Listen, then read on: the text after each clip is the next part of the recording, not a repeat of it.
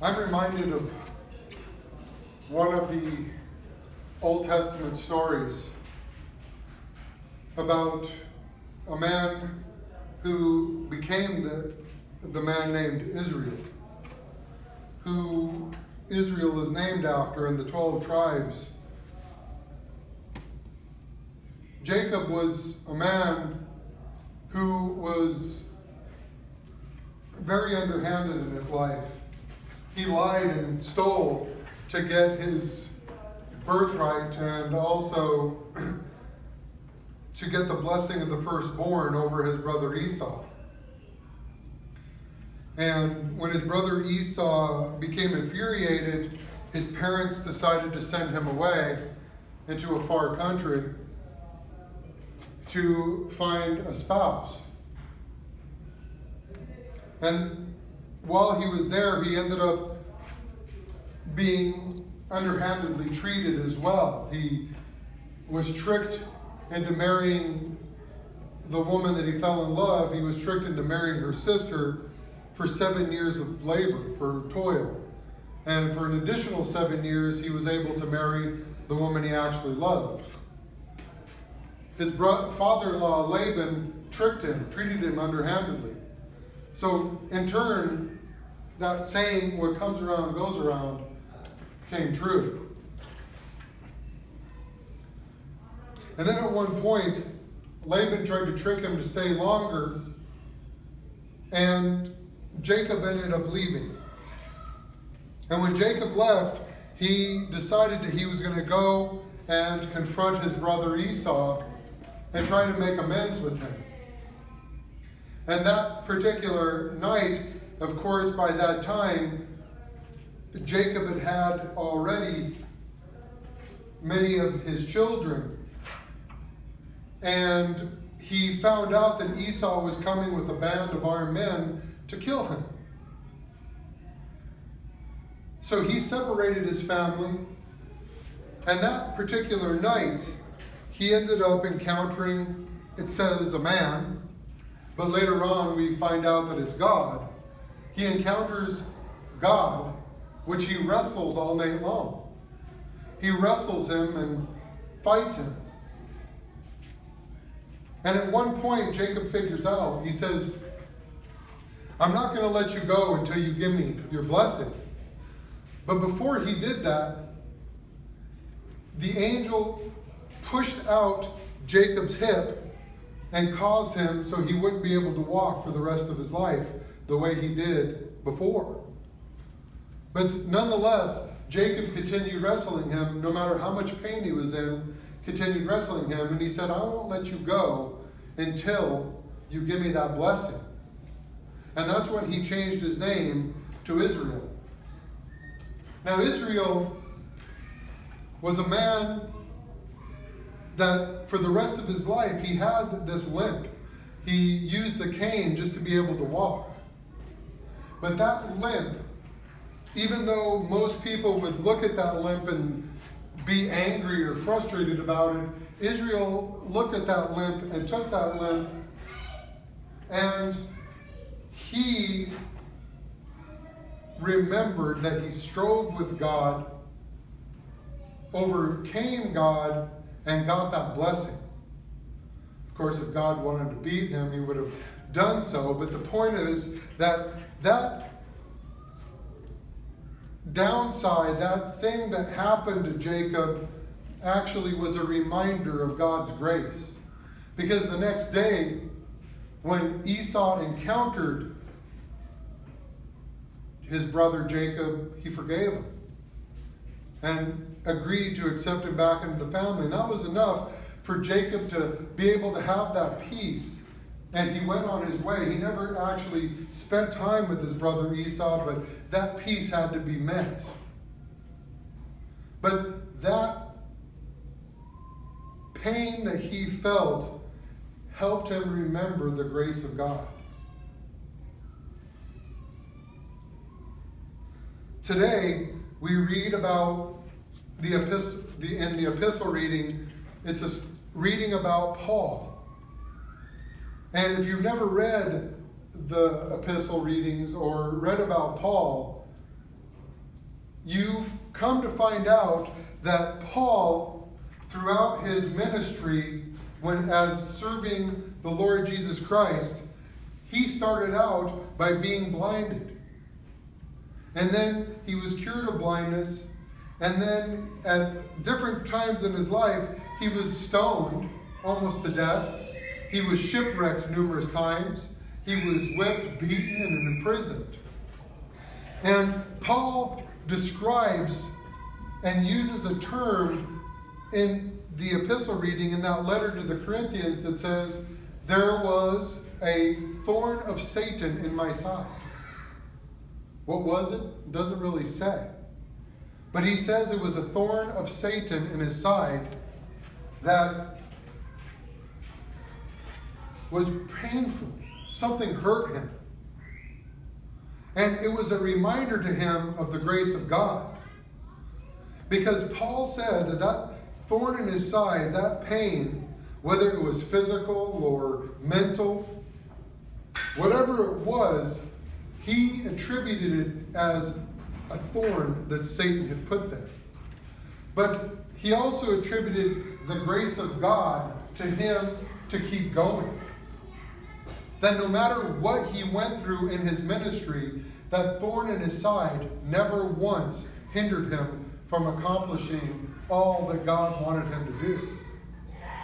That thorn in his side accomplished something in him so that we can read that and we can look at that and hear what Paul was saying.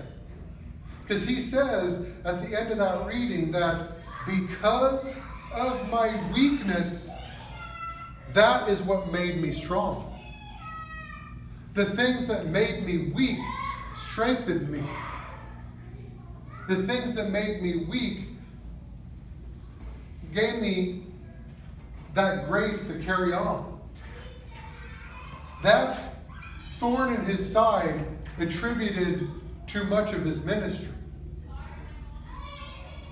Paul, as we read, and I use Paul today with Jacob, because Jacob is the one that started this path towards salvation. Of course, it was Abraham and everything else, but Jacob is the one that was named Israel.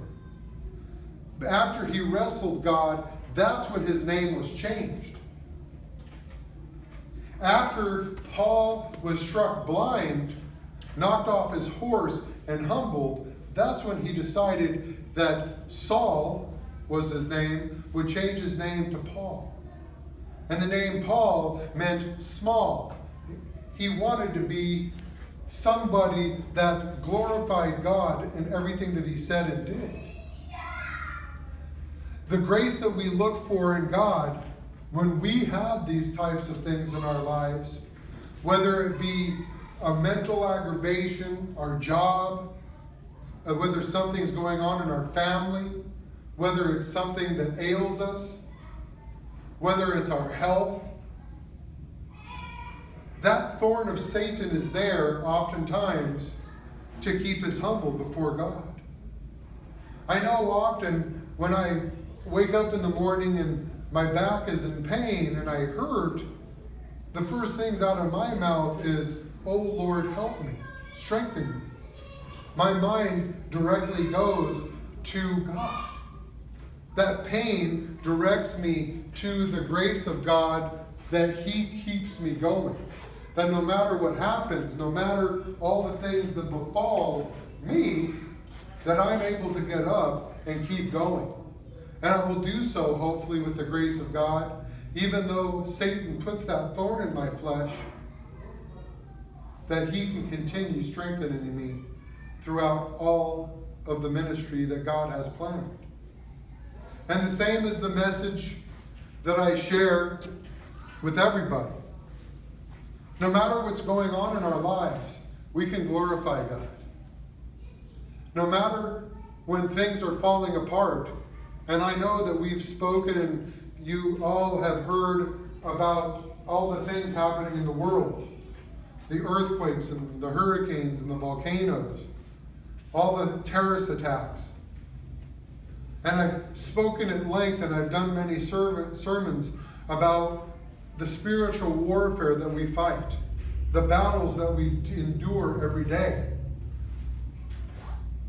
All those things are really supposed to keep us looking at God. And last week I spoke about trusting God, or a couple weeks ago, about, do I really trust God? And when I have that thorn in my side, when I have that pain in my flesh, do I really trust God? And that's what Paul's reading was. And I want to ask you, take that reading and read it again and really think about it. Really think about what Paul is saying. Because Paul became a man that served God under such duress, such distress, such pain, that we look at him and we use him as an example of a preacher that needs to face whatever adversity there is and just keeps going. His goal, just as so many of us who are preachers and priests, as Christians really, to glorify God despite of all the things that are happening in our lives, despite all the things that are happening in our world. We can glorify God and praise his name. And as Jacob lived for the rest of his life, after he strove with God as a remembrance that God's grace is sufficient for me, Paul ultimately at the end of that writing, he says, I have asked God 3 times. Who knows, it could have been more, but probably that day when he was writing it, I have asked God 3 times to remove the thorn that is in my flesh. And he says, but it's not for me to decide. It's the grace of God, because of the things that I am weak in will make me strong. And Jesus tells him, Paul, I'm not removing it. My grace is sufficient for you. My grace is sufficient for you. And Paul took that and he continued writing those letters to the churches. He continued writing to the people that were being the foundation of our faith. And those people took his words and they ran with it, and they became the men and women of the early church who would later be called Christians. And they revolutionized our faith. It started with Jesus coming down, being a rebel, turning everything upside down. And Satan tried the same thing with Christ as he tries with so many of us. Satan crucified Jesus to that cross. But really, it was the grace of God that led him, and Jesus allowed himself to be captured. Jesus allowed himself to be tormented. Jesus allowed himself to go through all that pain so that we can find that salvation.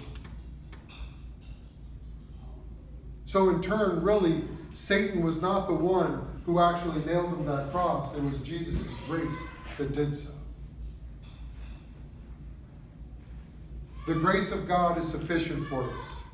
The grace of God is a blessing to us. And the grace of God is something that can help us carry on. We ask this in his name. Amen.